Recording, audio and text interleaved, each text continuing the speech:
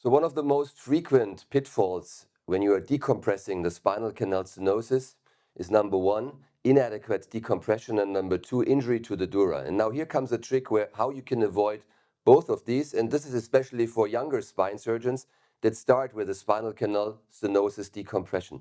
The idea is an en bloc removal of the ligamentum flavum.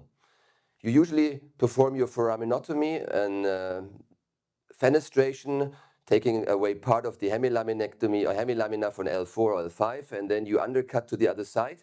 And then you would usually remove the ligamentum flavum piecemeal. And there comes the problem: when you have adhesions to the dura, you will injure the dura, and this will result in a perforation.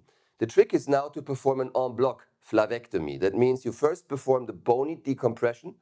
You leave the ligamentum flavum intact, and this provides the protection while you are drilling to the other side.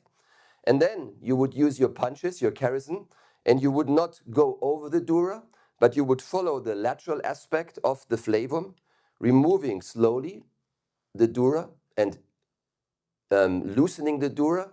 Usually you can even pull the flavum from its bony adhesion.